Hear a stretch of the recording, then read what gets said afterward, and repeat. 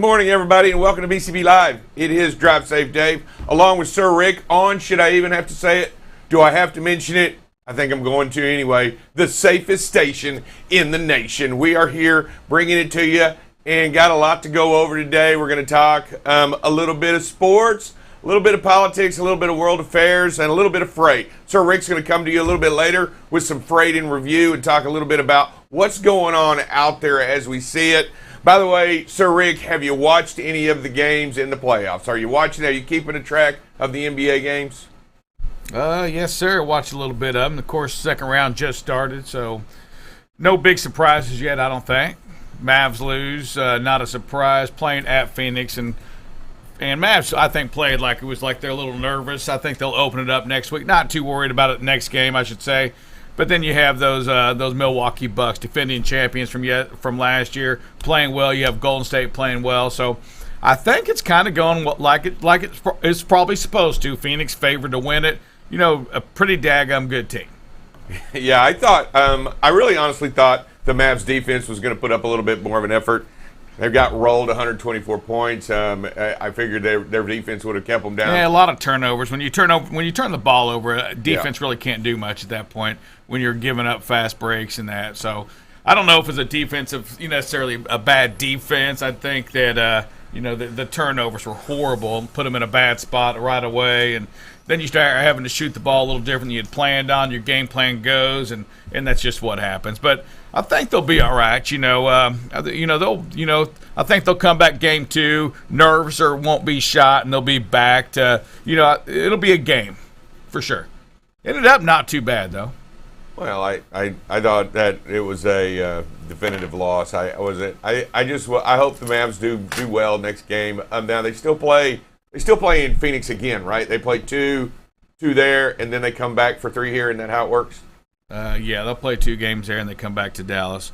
So yeah, that's so we'll again, it's just one game. I mean, not many teams sweep everybody. So somebody, home team's expected to win. They win the game. Nothing too crushing, I don't think, whatsoever. You lose, you lose. Doesn't matter if you lose by 1 point or 40 points. It really doesn't. You move on to game 2, and it is what it is. So nothing big, nothing crazy about that at all. I don't think we'll be all right. But let's talk, Dave. Let's talk some crazy headlines. We saw another major jump in fuel yesterday. Major jump in fuel, the fuel prices, and they're seeing the futures. The contracts for May have risen. June's kind of going up as well. It doesn't appear there's any end in sight to the increase, and I'm not talking just gasoline. I'm really speaking to the diesel side. Yeah, and it's not. I thought for sure we were going to have a leveling off. I thought for sure, but now that we're going into the summer months, demand's going to be high, as it always is every year. And as we move into the summer months, I think that as demand increases, people are going to still want to go on vacation, still going to want to go places, still want to do stuff. And if you can't, you can only have. So, yeah, they're doing that already. We're already seeing a lot of that's creating, say, that pinned up supply in the the inventory. For example, we have year over year already the appliances, Dave, down 5.1%, and so that's telling you that the homeowners aren't spending the money on appliances here; they're spending it elsewhere. And what we've seen already year over year is a 19.5% increase in the bars spending, in restaurants. Drive Safe Dave, in hotels, up 49.5%. We're going on vacation, and when we spend the money on the services, we spoke about that before here, but yeah, when we spend money, when we in this economy spend money on services, that's not going to create a lot of truckloads. And those companies last year that really kind of try to beef up that inventory, now they have the inventory, Drive Safe Dave, and people aren't ordering that product. They're doing the vacations. They're going to the hotels, the VRBOs, the Airbnbs, going to the beach, spending money on the increased. And Dave, when you start spending money on the increased flights, once again, that's less money you have to spend. And we haven't even talked about just what you're spending at the grocery store. Yep. On your fuel tank. Yep. All of that, and we have definitely seen, that index come down a little bit down to I think like 57.5 when we believers are leveling off at 50%. So it's coming down a little bit. We're seeing, we are definitely seeing some changes on the on what we the consumers are doing out there. Yeah, and you talk about it, but school's going to be out soon in about 4 weeks, and I anticipate after school's out, we're taking kids places, right? We're going to expand that vacation time through the summer because families tend to vacation after when school's out. So I do intend to see an increase in there, just like they expect across the board when everybody's doing it. Did you see also in the headlines that Israel got involved in some of the statements coming out of Russia? How they so it kind of went like this: Russia's saying that they're going after the Nazis in Ukraine. Then they came back and the world was like, but Zelensky's Jewish. And then yesterday, Russia announced, well, Hitler was Jewish, and and Jews do it to themselves worse than anybody. Israel went up in, I mean, that crazy story's going around. Israel got into it and condemning everything coming out of there. How far is this propaganda going to go in telling the Russian people exactly what's going on and what's really not going on? It's just crazy, justifying every action that they're taking with some of these lies, and it is, utilizing. I get how, they believe in, and there's good reason why they don't like the Nazis, but to say every bad person out there is a Nazi is probably that is a conspiracy theory, 100%. Also, did you see that they were taking?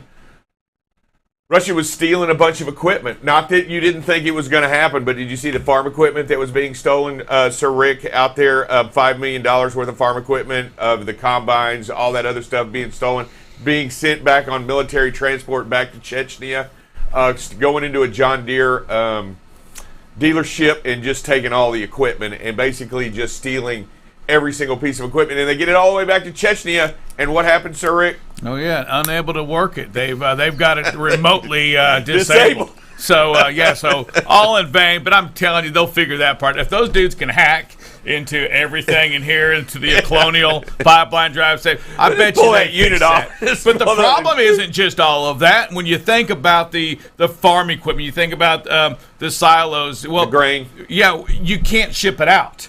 The problem isn't you have all that stuff. But where are you going to ship it? The ports are shut down, right? Yep. And we're seeing all of these. In Ukraine, the breadbasket of the world to the Euro side, right? Africa and all that. Yep, We've seen time. that. That was just on 60 Minutes this Sunday, also talking about the crisis going on over, on the grain side of what's going on. So that entire, not just Ukraine, but that Belarus and that eastern part, that western part of Russia, that all is a huge grain breadbasket for, and Africa is going to suffer the great extent of it, 100%. And not only regions of the world, grain prices are going to skyrocket because nobody's been able to collect it. Nobody's working the fields. Nobody's out there because missiles are dropping everywhere. Nobody's out there running around doing that and stealing that grain and moving it east. So they're shipping all of those tanks and stuff on armor coming in.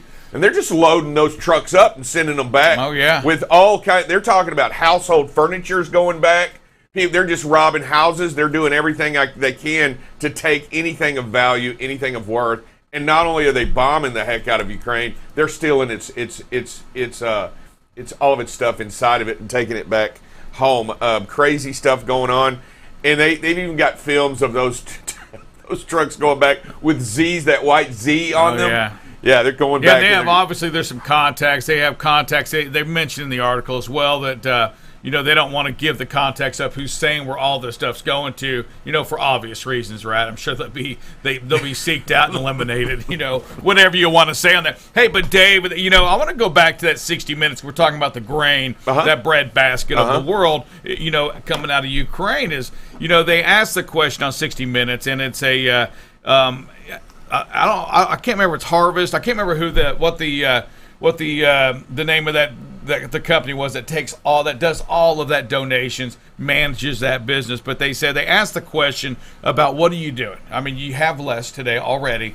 And they go, well, it's real simple. I mean, we take from the hungry and give to the starving. So we take from the kids, the hungry kids already, and we give it to those that are starving. And boy, Dave, when you think about that, when I heard that, and when you put it like that, this is serious. I mean, it's so serious. You're already taking from those that are hungry and giving to those that are dying of starvation, and that leads you to believe if they're already hungry, Dave, they're going to be hungrier. They maybe even moving into closer to that starvation as well. Yeah, and unfortunately, when those governments and those countries get on those teeter onto that starvation, you have definitely political unrest, and you have these elements that arise out of these gang fights, and they take and they steal, and people die, and it becomes a bad scenario all around. And I'm telling you, that historically region has been even in you go back all the way to World War II.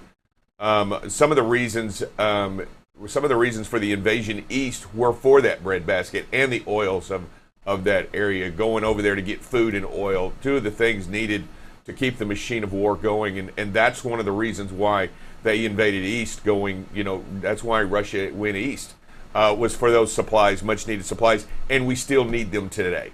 And we still need them worldwide today. And you can't imagine exactly how much comes out of there. People talk about this place the size of Texas, all of it's a big grain field.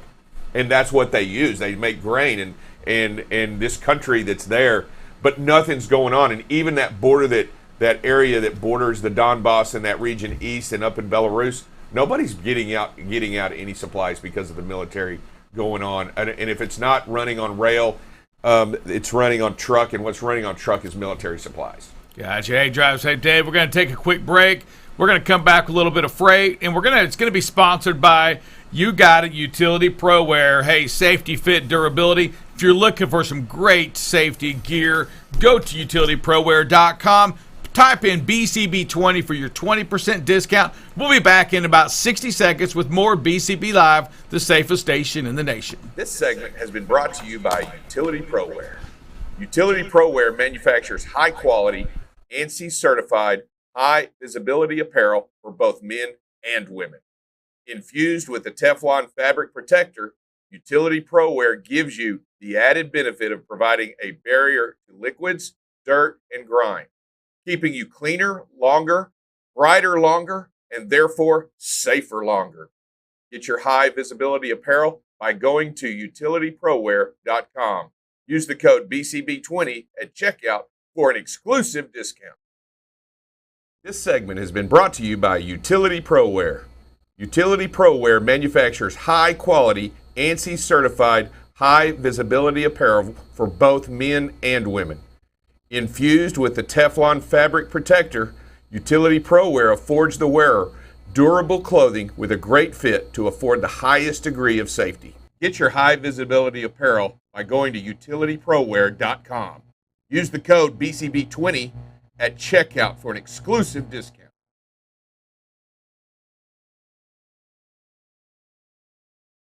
Nation, we're going to talk a little bit about our outbound tender, and I want to just kind of get you caught up to what we really see in the market today. We spoke earlier, we've talked about the massive amount of freight volume that was being shipped out, earlier this year. And when we do this right here, we go back, and if we go back and focus on the last 3 months, folks, look, we see the volume of freight, we see it going down, but we do kind of see a leveling of the freight where we are. So that's we've kind of leveled out on the volume of freight being shipped out. That's a good thing, I believe, a little bit more predictability. But with that leveling out right here, hey, listen, what's going to happen as well is we're going to see a lot less freight being rejected. We already see the rejection rate down to about 8%. Okay, so freight's leveled off. Freight is not being rejected anymore, 8%. When that's happening, that when we quit rejecting freight, all of a sudden now we control that market. We control the large shippers, the large brokers. They control that spot market freight. Expect those rates to continue to decline. And I'm going to show you what I mean on that. If we go back again and we look back at a year ago, we saw the rates continue to jump up, jump up, jump up. We got to December, they were almost $4 a mile all in. Crazy, incredible rates. We saw January start at $375, $385 a mile still. An unbelievable amount of revenue on the spot market side to those carriers out there pulling the freight. But then we had that war. And then we kind of had the inflation really kind of kicking in. We also, at that point, we started moving a little bit closer to that summertime, and when all of a sudden we start spending money on the services. And when we as a country, when we as people spend money on services, and what we were talking about earlier today is when we spend that money, that it doesn't create truckloads. It creates money being spent, but when you're spending your money on the fuel of the airlines, you're traveling, you're going to Airbnbs, you're staying at the hotels. We saw, just think about it, up 49% hotels year over year. That's just, again, pointing to the fact that we are spending money out there. We're finally going on vacation again. And when we see the inventories remain a little high right now on those appliances side, why? Well, because it's down 19% year over year. Why? Well, it's because we're not buying those things. We're not doing the house. We're not investing back in our homes again, right? We did that last year and the year before. We're done with that side of it. But we see the rates right here. And when we go back and look at these rates, back 3 months ago, we were still up at about $375 a mile. Today, again, we continue that decrease down to $290. That's a lot of money for the independent contractor. That's a lot of cash that's going on right now. And when we look at this other one right here, we go back and we go, well, okay, Rick, I get it. Once again, it's high. Well, look at here. Let's just look at the last 3 months of fuel. And this is across the country is what we're looking at. We saw the pricing down here at $3.80 a mile probably, or $3.80 a gallon, diesel pricing. Look at the consistency of it, over $5. But look here what's happened in the last month. In the last month, we've seen the diesel already at $5 a gallon creep and jump all the way today to $5.34, almost $5.35 a gallon. That's diesel at $5.35 a gallon.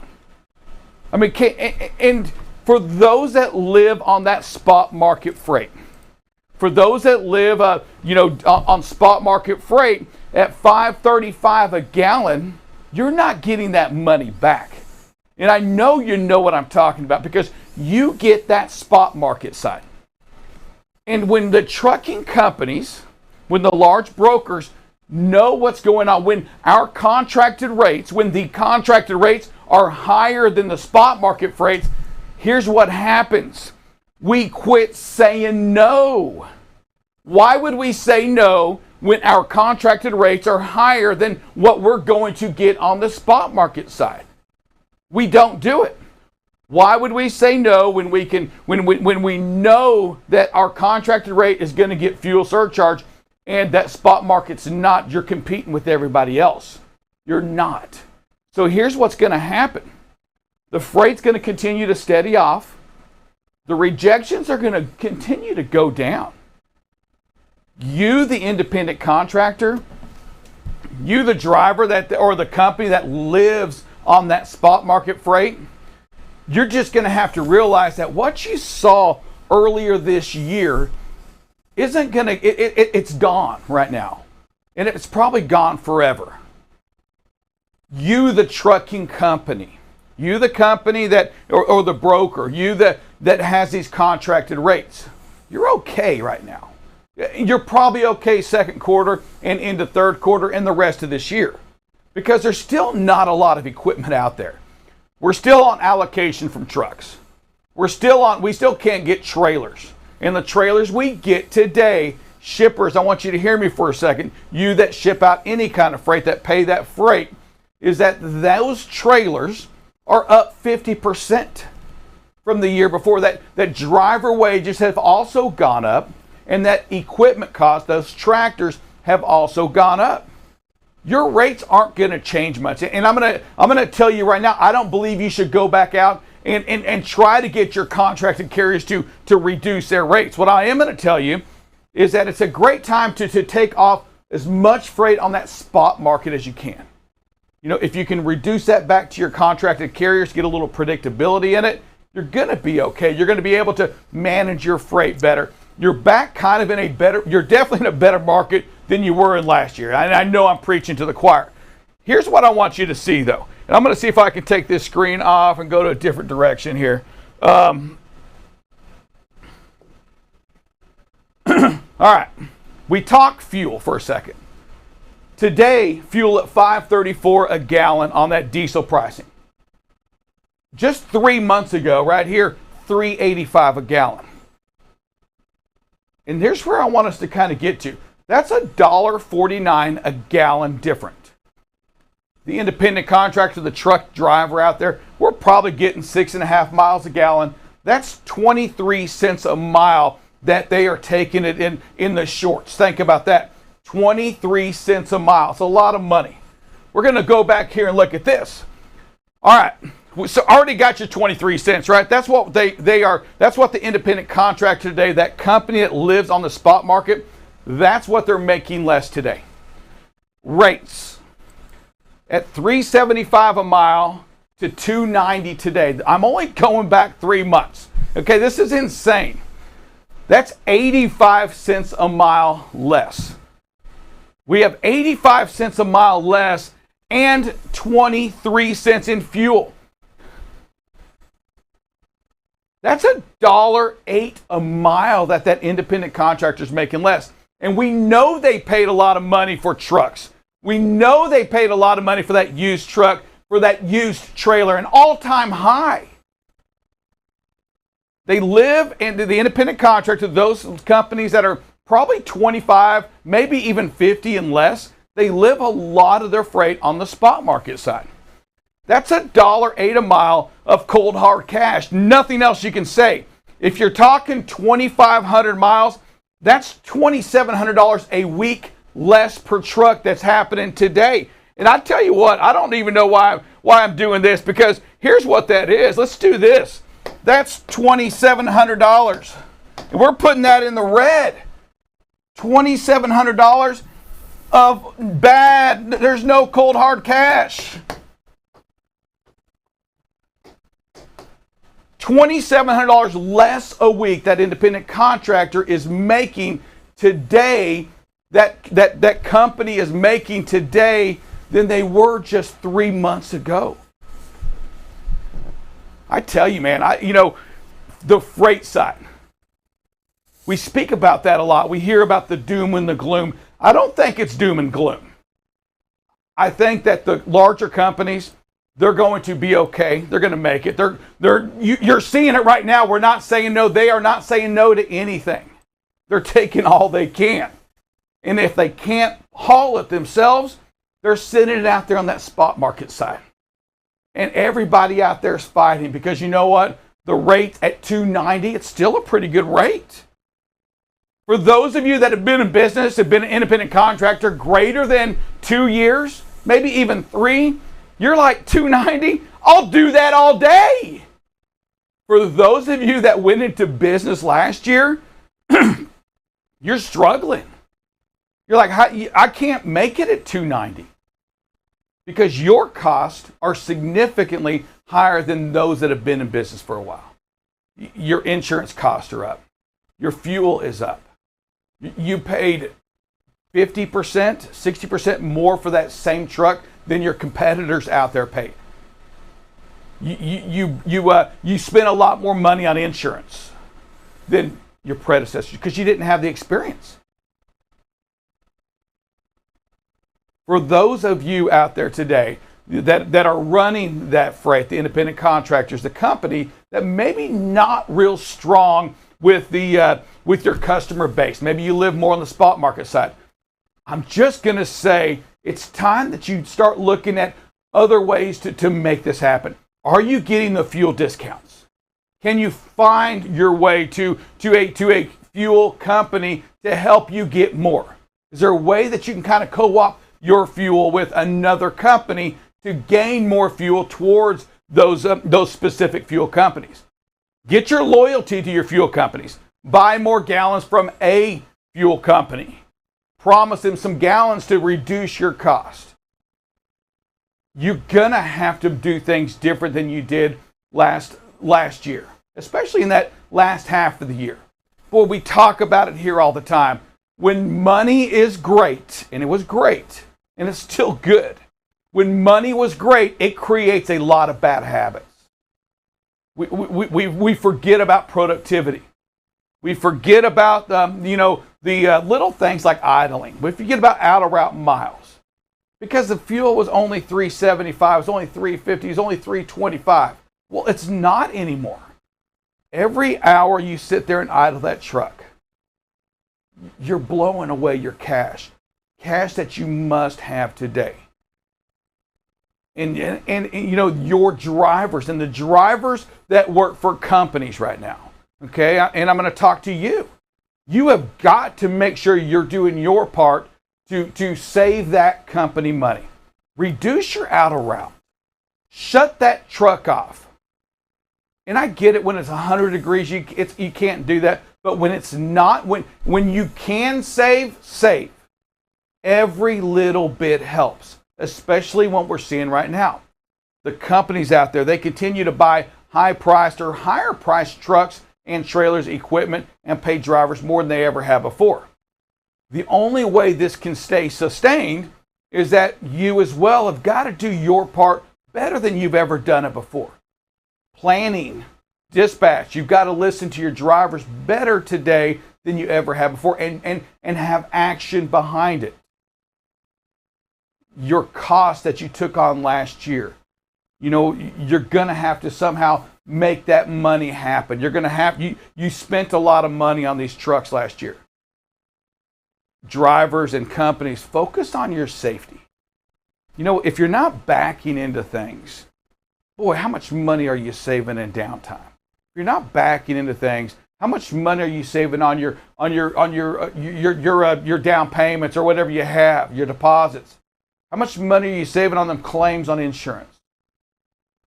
You've got to slow down. There's a lot of construction right now. Look out for others. Avoid that accident. Do all you can. Do more than you ever have before to make your company money. And I know y'all are saying, "Oh, Rick, what about me? I've been out here driving for this company." Listen, if that company you work for, that owner-operator you work for, he or she's in one truck and you're in the other, it's tough for them right now. If they don't make money, you're not going to be around. You should want your company to make more, and you've got to do more than you've ever done today. You create a lot of bad habits were created last year. The trucking companies, they allowed it to happen. The shipping and receiving places, all these customers, they created a lot of bad habits by paying by paying a lot of money just to get a load moved. Those are going to go away. They're going to be reduced. And we've got to have to come back in and step up our game on the trucking logistics side. Find better ways to be productive. Always find the best way to stay safe out there. Focus on ways you can work together with your company. Listen to your drivers. They're out there doing the work. Hear where they're frustrated at. Help them out. Salesmen out there today, listen, you've got to do things different than you've even done it before. You all look like geniuses last year, and you're looking pretty good this year again. What about next year? Are you thinking creatively today with your customers? Are you helping them out, or are you keeping them in that same little rut that they were in last year? It's our jobs to provide better service, to provide better ways to create more money, more profits for all of us. If you're not going to do it, somebody will step in there and get that done. This is Rick at BCB Live. Listen, we're going to come right back. We have Double Check Dale coming in to talk weather, and then we're going to move into, yes, the videos, that safety portion of BCB Live, the part that we all love when we get to see it in action. Coming up next on BCB Live, the safest station in the nation.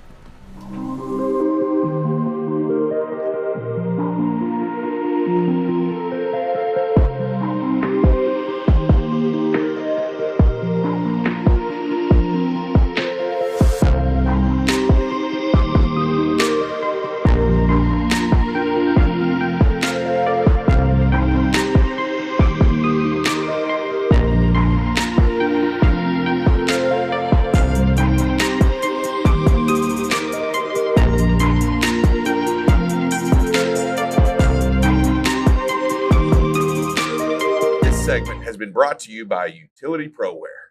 Utility ProWear manufactures high quality, ANSI certified, high visibility apparel for both men and women.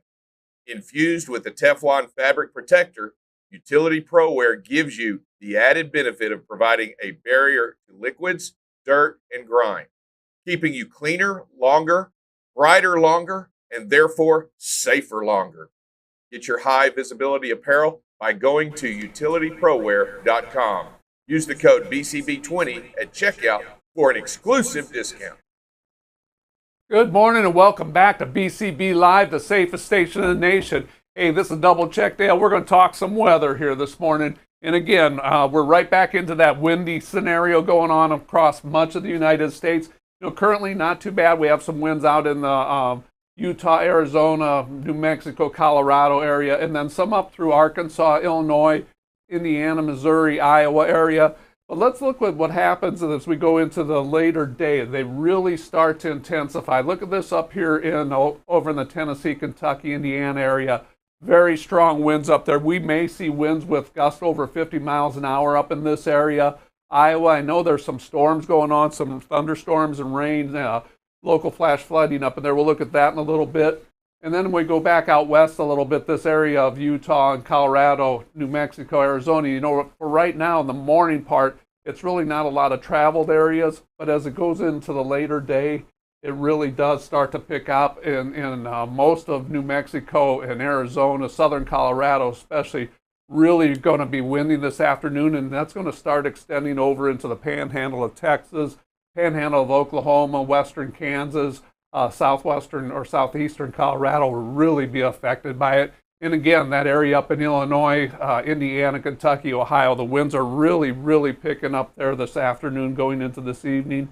And they really don't lay down out in the west. Those winds don't lay down until, the overnight hours. That's 11. Let's get this up to where it needs to be. There we go. They start dying down a little bit in the overnight hours. There we go, 11 o'clock. They're still pretty strong there. And then when we get into the morning, they finally died down tomorrow morning at 2 a.m. Let's look at some rain and thunder that's going on currently. This is what we have. Like I said, we're talking about that storms and some rain. Got a little bit of rain here or sprinkles here in Dallas, Fort Worth area this morning, a little bit to the east of us now. Northern Louisiana, southern Arkansas has a pretty strong cell of thunderstorms going on. And then you get up around Chicago area, Indiana. They've got some rain and storms going on there, kicking back over into eastern Iowa. As we go through the day a little bit, you'll see they intensify. We have a very strong storm down here in that Louisiana, Texarkana area, and still going up. The storms have shifted. The thunder and rain has shifted a little bit to the east in Tennessee, Indiana, more Kentucky, the Ohio River Valley. And then also through the Carolinas, we're seeing some thunderstorms this afternoon. We go into the overnight hours. Going to see some snow in the higher elevations of Wyoming and Colorado up in there, and some rain elsewhere. And then that rain shifts out to the east a little bit. Pennsylvania, West Virginia should be seeing some rain in the overnight hours. But overall, it's going to be the winds are going to be the major story today. Expect some very strong winds in Arizona, New Mexico, Utah, Colorado, starting around 10 o'clock this morning.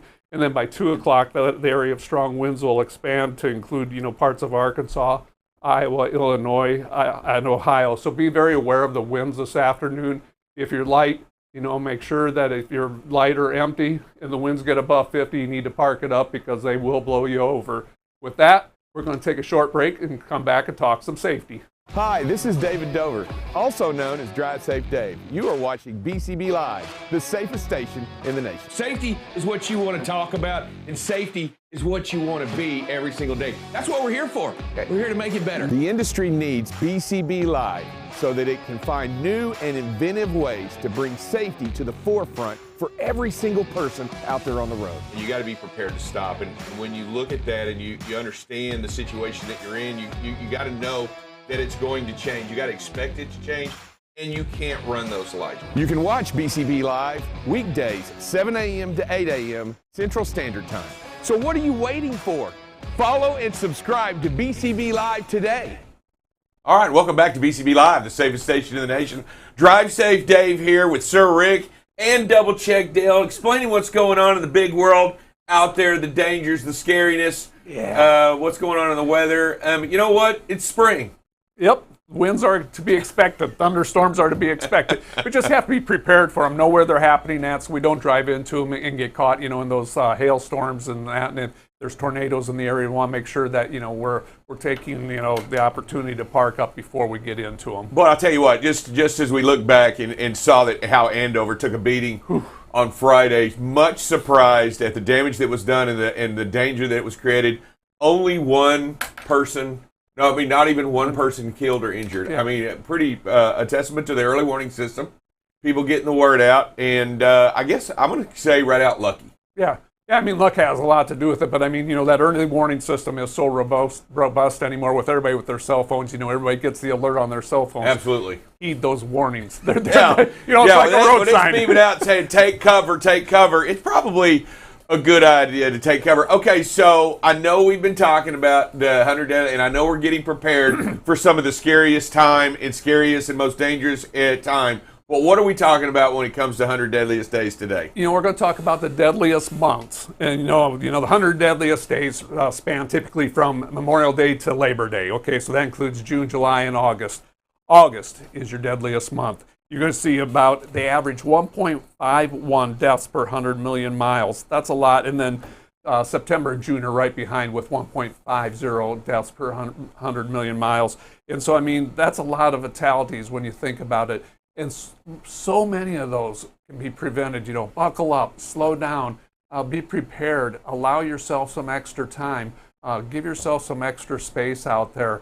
And then be aware of what's going on. Like I said yesterday, the schools will be out, so there's a lot of younger drivers going out there. There's a lot of families on vacation going on. And so there's a lot of things that don't normally happen throughout the year that you have to be aware of. Situational awareness, defensive driving habits. And so that is what's going on with the 100 Deadliest Days coming right up. Wow, you've got August out there, the dangerous, most dangerous. You try to put a finger on as to why. Trying to pinpoint exactly to the reason. I know there's going to be a lot of people out on the roads. It's the end of basically closing out summer, right? I mean, that's what August is. Yep. It's the end of the vacation season. I can remember when as a kid, I mean, we always took our summer vacation in August, right before school started, that last hurrah. And so I think there's a lot of that really goes on in August. And then again, schools are starting up. Football practice starts up, band practice starts up. Colleges start going back in.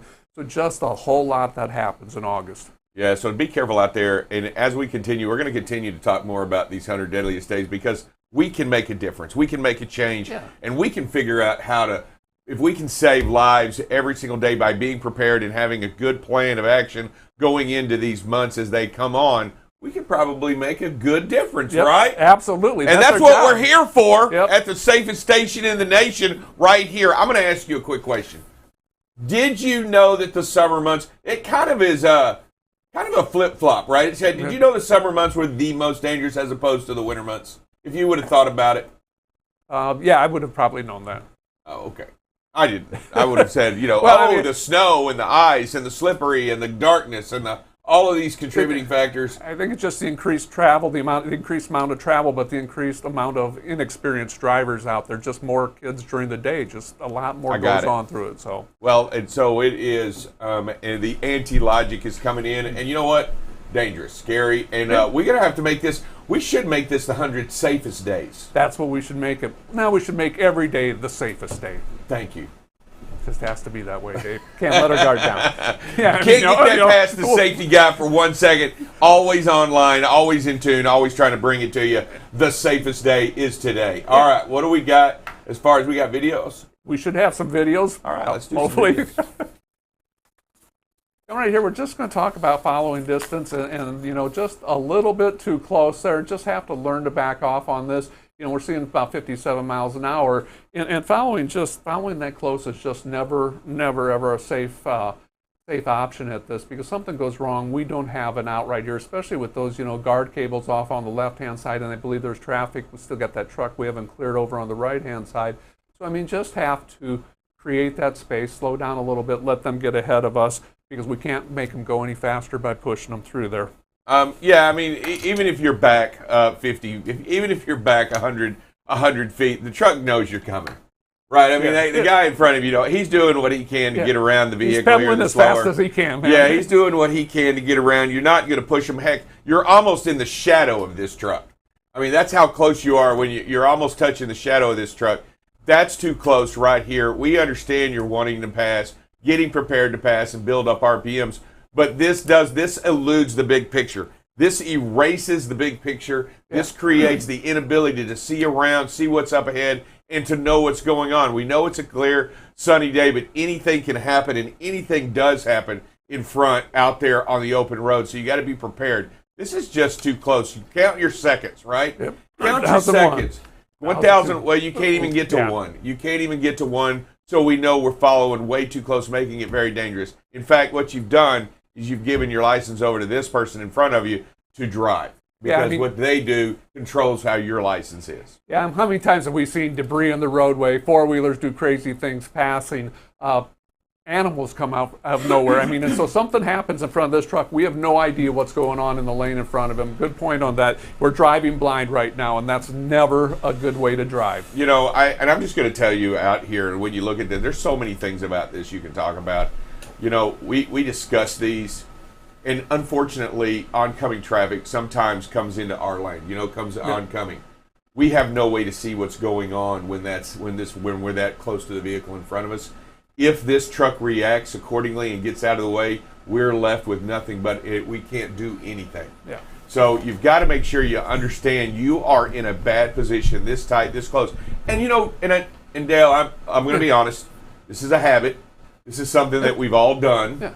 And this is something that you're wanting to pass. You get up close to the next. We've all done this. What we're talking about here is creating new positive habits. New ways to look at the way we've done it in the past, new ways to look at how we continue to look at it. You've got to make sure that you maintain that speed and that space and away from that vehicle. You're going to go around them. Yeah. It doesn't matter. You're not gaining any. How much time do you gain until this truck moves over? You gain very little, and the thing is... Nothing. Yeah. You gain nothing. This truck's going to move over anyway. You gain nothing, no time at all being this close. In fact, all you gain is the danger of putting yourself in behind this vehicle. You don't gain any time. Yep. You gain zero. So all you're doing is you're endangering yourself and those around you. And you said you put yourself in a bad position. The great thing about it is you put yourself there. You can also take yourself out of there just by slowing down. Just react. Once you identify, I'm too close. Yep. Back off a little bit. Give this guy some space. It is a habit, but it's just something we have to get. We have to recognize it, and then we have to take steps to get away from it. And so, yeah, absolutely, we're all guilty of doing this. We've all done it. Hey, Dan, I got a question for you on this. We get a lot of different technology groups that we send videos from. We can look at this one right here, and we know this is probably a Samsara camera system, in which it also has in-cab coaching, probably for that driver. So think about that. The driver's getting closer, but isn't that in-cab coaching this driver to back off a little bit? It would be telling him to slow down. He would tell him it's too close, slow down. But we see the video here. Yep. We continue to get closer, even though the in-cab coaching is saying, no, you're getting too close. You're getting too close. Yep. Back off. But we're getting closer even when the technology's here to help us out. Again, my assumption is it says Samsara, and if with the Samsara, if that company has it, they also probably have that in-cab coaching to remind us, to help us break some of these habits. Yeah, and I'm going to just not only the LD, Sir Rick, the vehicle. This looks like a more modern vehicle, and with this modern vehicle, they also have in-cab signals. They also, with the technology in there, with the bending systems and all this stuff that's now being placed into these trucks with these. So what is this? So when you talk to the driver, then Dale, what are they saying then? I mean, you have what Dave's saying, that you have the technology in the tractor, you have the Samsara. When you talk to drivers that have videos similar to this, I mean, are they just? Is it just, even though they're being coached, is it just a habit that's just that tough to break? Well, it's a habit, and again, it goes back, it's a habit. Well, I knew they were going to pull over. Well, yeah, we know eventually they're going to pull over, but they're still putting themselves in that situation. So they're betting on what's going to happen instead of what is happening. Gotcha. Makes sense, actually. So, yeah, so what we want to do, again, we show these videos, is we know they're going to move over, so we kind of ignore everything because we know we're up there and they're getting ready to move anyway. Yeah, but what we don't know is the unexpected. We don't know what's not. We don't know what we can't see, and we can't see in front of this truck. That's right. We don't know what we don't know until we don't know it. And so when he pulls over, if there's something there, FUBAR. Then it becomes an accident, and it's one of those and again, to David's point, is what he's trying to tell us, remind us, is that you're really gaining nothing by being this close. No. You're not gaining anything, so back off, make it safe. You're still going to be right there where you're going to. You're not gaining what you think you are. Yeah. And I just think the drivers just happen, it's a habit that thinks they're gaining time. Yeah, I think it's a habit, and then a lot of times we think, well, it takes so long to build speed up. I don't want to lose my speed. I want to be able to carry momentum. But again, the big picture, you're not losing what you think you're losing. And with today's trucks and everything, they gain the momentum, they gain the speed back a lot quicker. And we just got to do what's the safest thing out there. We just need to back off, create that space, and not let ourselves get in this situation. And when we're being coached, get out of that situation. This one here, it takes a little bit of while to develop and everything, so you and I could talk a little bit. This is a video we pulled up and everything. So this is right close. This is in Mansfield, I believe, going down Heritage Parkway. Trucks coming along and coming up nice and everything. We're going to come up to an intersection. We're going to see something that you just hate to see around the next bend. And like I said, we'll see it pretty soon. We're going to see a truck pull out, and we're going to see this truck and trailer block this lane, because he got in a hurry. He got tired of waiting for traffic to pass.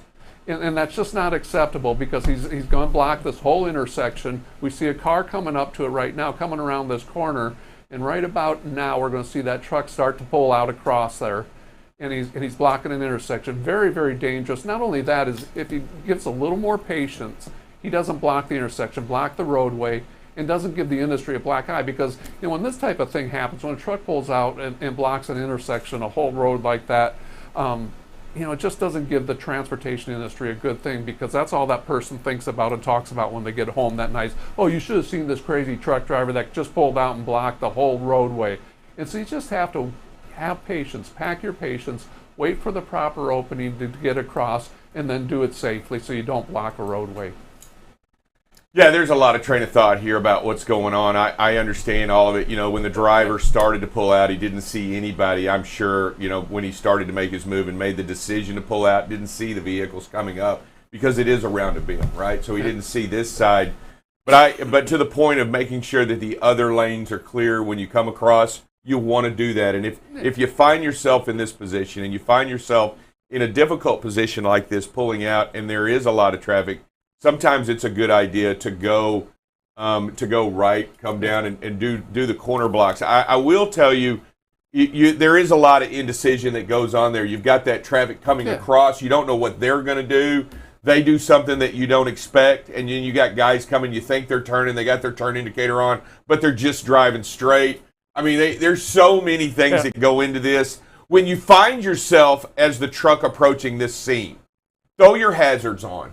Warn the people behind you, and let them know what's going on. Ensure the safety of what's going on around there. The decision was already made by this driver. The best thing that you can do is help communicate what's back there behind you, and understand the guy probably, it may have happened. Somebody had a right turn signal on, but didn't turn, right? And then now all of a sudden he's stuck because he didn't want to get it. Those things happen, and I get it. And I'm just saying there's a lot of crazy stuff that goes on there. But what our driver did, or what the driver behind this wheel did do well, was slow down, give the guy a lot of space, And you know what? When you give a guy a lot of space like that, you take a lot of anxiety off of him. You remove a bunch. And when you throw your hazards on, and if if he looks back at you, give him a good wave. Let him know he's okay back on this side. You got him over here. You don't want him to worry about every coming on. Let him work on the one place that's dangerous in that right coming traffic. There you go. Oh, I think we're going to see. Oh, whoa. Yeah.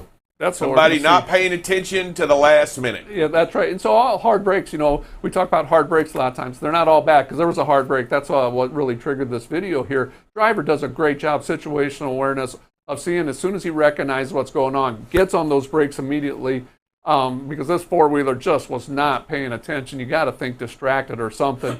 And so driver does a great job. And it's a difficult situation because that car comes over far enough that the driver has to actually move a little bit to his right. What if there's traffic over there? Just a dangerous situation. Driver did a great job. Situational awareness, some great defensive driving going on there. Yeah, I'll tell you, dropping down to all the way down into the 30-mile-an-hour mark in this situation. Lucky nobody got hit. I'm not sure. I think there was a little bit of distracted driving here, and the driver realized they were in the wrong lane at the last minute. This is one of those, if the truck hadn't have been there, he probably would have tried, and that camper wasn't there, he probably would have tried to shoot all the way over 100% to try to make that exit. I've got that nasty feeling inside, right? But that camper was there. 2 walls were up, and he found himself, well, I guess I'll stay in the hammer lane for a minute because it's probably not a good idea right at this moment. But this is a great job by the driver, understanding and paying attention. If the driver hadn't been paying attention, it could have been worse, right? And you know what? Those four-wheelers, they're going to get you. Be careful. Be careful out there. Yeah, let's not forget about the technology we have on these trucks. And for those of you that don't have outward-facing cameras, is that if you rear end this vehicle, it's your word against their word. Absolutely. And what you have with these cameras is your witness. What you have on you right now is a witness that you're going to be able to share that with that DOT officer, share that with the courts, and save yourself a lot of frustration, a lot of money. You're innocent. You didn't do anything wrong, and you've taken all of that out. There's no jury needed, Drive Safe Dave Dale. Nope. It's obvious right here who's at fault. Yep. Great job in recognizing what's happening, and way to have that technology to once again show your innocence in what you do. And it's an impartial witness, Rick. That's the great thing about it because it's impartial. It doesn't have a say in the race at all. It just shows what it is, and then great video, and like I said, just great technology, and really saves a lot of lawsuits here. Again, all hard brakes aren't bad. Drivers coming up on some slowed and stopped traffic has a hard brake, but gets stopped in plenty of time and everything. And again, we talk a lot about this when we see heavy traffic and separation points or merge points or exit ramps where we're going to see a lot of traffic jumping lanes. And if you watch this, as soon as the vehicles start moving, there's a lot of lane jumping going on. And so just a situational awareness, be aware of what's going on. Driver does a nice job of getting a slow down here. Plenty of room between them, but know that when you see this kind of traffic on an exit type situation, that you're going to see a lot of people trying to change lanes, and it's going to cause some chaos at times. Yeah, you look around and here we are. We got 4 lanes of traffic. Obviously, a metropolitan area. Obviously, there's construction. You got construction material, Jersey walls. You got everything going on around you, and you have cones up, barrels up. You've got so much going on. Heavy traffic. Got to be careful, be mindful. This is going to happen to you every time. I mean, you got to be prepared to stop, right?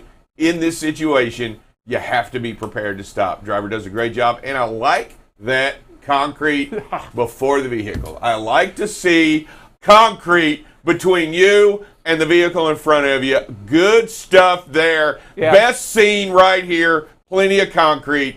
I know I'm not too close. Yep, I was going to say that, but I thought, Dave, I know how you feel. Oh, I know that. That's right. That's sexy right there. That right there is sexy. Right here, right at the beginning, we see that yellow sign on that post that says speed limit 40 miles an hour. Okay, we're doing about 58 all the way through this corner. We're going way too fast. The stability event is what triggered that. You talk about different technologies, what's triggering these events, and this is a stability event. When we're going that 40 miles an hour, perfect conditions, or a four-wheeler. We're in a big truck. We're going in about 58 miles an hour, just way too fast through there. And take into account how much wind we've seen recently and stuff. We get a gust of wind going through that corner at that point, it's all over with. And so drivers just, when you see those signs, obey them. They're not suggestions. They're there for a reason. They're to help keep you safe and others around you safe. Just slow down in this type of situation. I'm telling you right here, you got to be wary of this. Anytime you're that speed and you take a bankment or you take a curve, it's warned you to slow down. It is the law, but you can have a load shift. And when you have a load shift, there's nothing you can do. You're going to push the vehicle. The vehicle's going to get pushed over, and you're on the inside lane. And I'm going to tell you right now, if there's a car on that outside lane and you have a load shift, you're going to crush it. And that's how dangerous it is. That's how scary it is, and that's how bad it is. You've got to pay attention to these laws and these signs and obey them and understand they're out there to engineered to protect you. Because if you're following the right speed and you're going, I'm not saying it can't happen. Yeah. I'm not saying that their bad things can't happen, but I am saying they are limited in nature and they are designed by that engineer to be safer. Hey, talk to the driver that says, but I'm bobtailing. The law says you slow down on the curve. Still too fast. Still too fast. You're still too fast. You have to obey the posted speed limits, no matter where you are and however you are. They're still there to save you. They're still there to protect you, and they are there designed to keep you safe, and especially in those curves. Those curves are engineeringly designed, and that's on a four-wheeler. Yeah. That's a four-wheeler, not a big truck.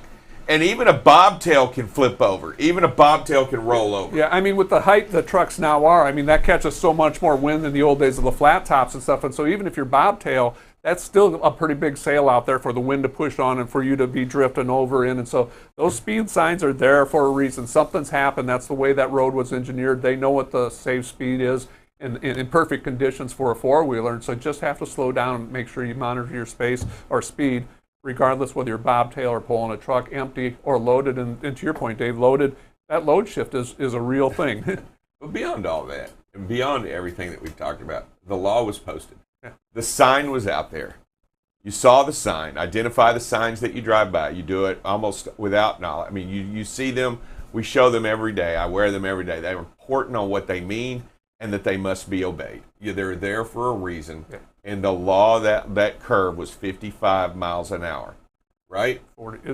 That was 40 at the beginning. 40. Slow down to 40 or less. Yeah. You don't have to run the speed limit. You can run less, and you'll save not only you will save a life, and you know what? It may be yours that you save, and or somebody else's. But you've got to slow down. If the speed limit sign is posted that way, then so be it. Run the posted limit. All right. Thank you very much. We've had a great and wonderful day. I'm going to head. Sir Rick, you want to close with a prayer today? Dear Heavenly Father, we thank you for this day you've given us. Continue to watch over us and be with us, and just help us continue to focus on being the safest that we can on the road. Get us home to our get us back home safely to our families, and be with the four-wheelers out there as well. They make the best decisions possible. Be with this crazy world. Continue to watch over us and guide us and bless us. We thank you for all that you are and all that you do. It's in your Son's name we pray. Amen. All right. We'll see you all later. Have a safe and be careful, a safe day, and be careful out there today. Drive safe. Bye, everybody.